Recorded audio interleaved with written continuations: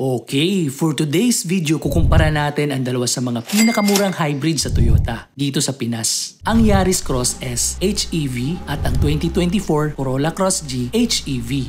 Simulan natin sa price. Ang Yaris Cross S ay mas mahal ng 100,000 pesos. Ito ang kanilang presyo. Difference number 2, color availability. Sa Yaris Cross S may 2-tone white pearl, 2-tone scarlet red, at 2-tone dark turquoise. Sa Corolla Cross G naman may gray metallic, metal stream metallic, at white pearl. Difference number 3, dimension. Mas lamang ang Corolla Cross G sa lahat ng aspeto. Sa length, mas mahaba ang Corolla Cross ng 15 cm. Sa width, mas malapad ang Corolla Cross ng 5.5 cm. At sa height, mas mataas pa rin ang Corolla Cross ng 5 mm.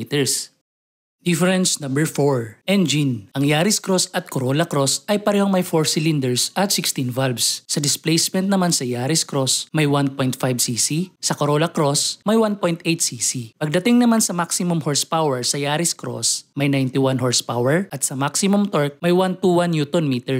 Sa Corolla Cross naman may 122 horsepower at 142 Nm. Parehong gasoline, parehong may 36-liter fuel tank capacity, parehong hybrid or HEV na gumagamit ng gas at gumagamit din ng baterya para paandarin ang sasakyan. Pero pagdating sa HEV battery pack, ang Yaris Cross naka-lithium ion, ang Corolla Cross naman naka-nickel metal hydride lang. At para sa kaalaman ng lahat, mas mahaba ang lifespan ng lithium ion battery kumpara sa nickel metal hydride battery. Difference number 5, tires and wheels. Sa Yaris Cross naka 215, 55, R18. Sa Corolla Cross naman naka 215, 60, R17. Sa Yaris Cross naka 2-tone alloy wheels. Sa Corolla Cross naman naka monotone lang. Pareho naka 5 lug nuts. Pero pagdating sa spare tire sa Yaris Cross naka steel wheel spare tire. Sa Corolla Cross naman naka full size spare tire. Difference number 6, front features. Sa logo sa Yaris Cross, standard Toyota logo. Sa Corolla Cross naman, may blue accent ang Toyota logo. Sa headlamps, parehong naka-LED na may dial adjustment. Pero sa Yaris Cross, may follow me home features na wala sa Corolla Cross. Parehong naka-LED sa DRL or daytime running light at parehong naka-LED sa fog lamps. Difference number 7, rear features. Sa logo sa Yaris Cross, standard Toyota logo pa rin. Sa Corolla Cross naman, may blue accent sa Toyota logo. Parehong may HEV na logo, parehong naka-LED sa tail lamps, pero sa spoiler sa Yaris Cross, naka-integrate na ang third brake light. Sa Corolla Cross naman, naka-separate ang third brake light. Difference number 8, top at side features. Sa antena, pareho silang naka-fin type antena. Pero pagdating sa roof rail, sa Yaris Cross lang meron ito at wala naman ito sa Corolla Cross G. Sa over fender sa Yaris Cross, continuous. Sa Corolla Cross naman, hindi continuous. Parehong walang side step, parehong may HEV na logo, parehong naka-body color sa door handle. Pero pagdating sa side cladding, sa Yaris Cross may silver accent. Sa Corolla Cross naman, naka-matte black lang. Difference number 9, back door. Sa Yaris Cross naka-power lift at may kick sensor pa. Sa Corolla Cross G naman, manual open lang. Difference number 10, panoramic glass roof. Sa Yaris Cross lang meron ito at wala naman ito sa Corolla Cross G. Difference number 11, side mirror features. Pareho sila naka-power fold at may auto fold. Pero sa Yaris Cross S may paddle lamp or welcoming lamp sa ilalim ng side mirror na wala sa Corolla Cross G.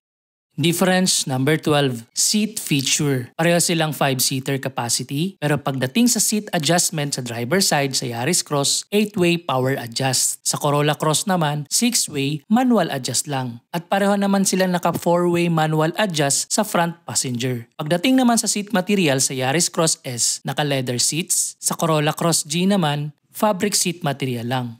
Difference number 13, ambient lights. Sa Yaris Cross may multicolor ambient light na pwedeng i-adjust at wala naman ito sa Corolla Cross. Kung nagustuhan mo tong video na to, please like and subscribe naman po sa aking channel. Difference number 14, meter cluster. Sa Yaris Cross naka 7-inch TFT display. Sa Corolla Cross naman, naka-analog na may small digital display. At wala ding tachometer or RPM indicator ang Corolla Cross sa instrument panel. Difference number 15, air conditioning system. Sa Yaris Cross naka-digital na may single zone with auto-climate. Sa Corolla Cross naman naka-digital din pero naka-dual zone with auto-climate. Sa dual zone pwede mong i-adjust separate ang temperature ng driver at front passenger.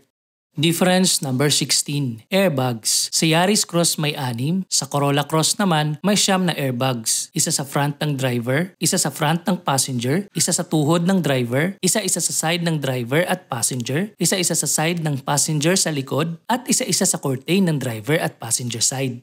Difference number 17. Camera. Sa Yaris Cross may 360 camera na wala sa Corolla Cross G. Sa Yaris Cross may digital recording camera sa front, pero sa Corolla Cross may digital recording sa front at sa likod. At pareho naman silang may reverse camera.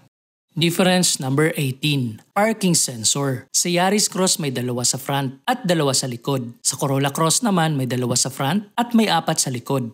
Difference number 19. Power connectivity. Sa USB sa Yaris Cross may 2 sa front at may 2 din sa likod. Sa Corolla Cross naman may isa sa center console sa front at walang USB sa likod. Sa 12-volt socket pareho silang may isa sa center console at pareho naman silang may wireless charger.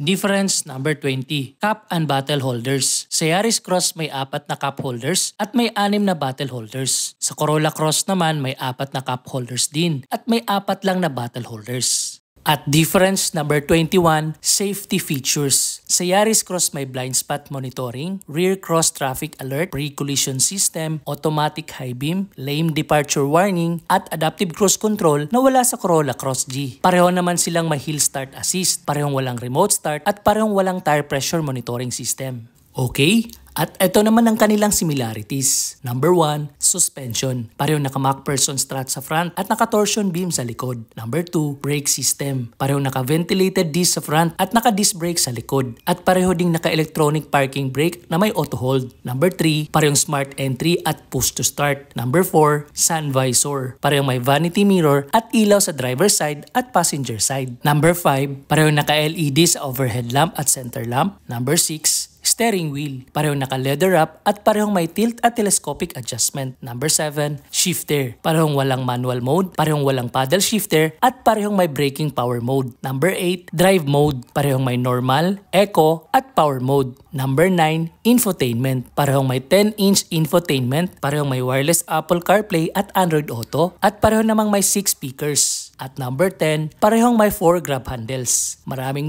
salamat po sa panonood. Please like and subscribe naman po sa aking channel.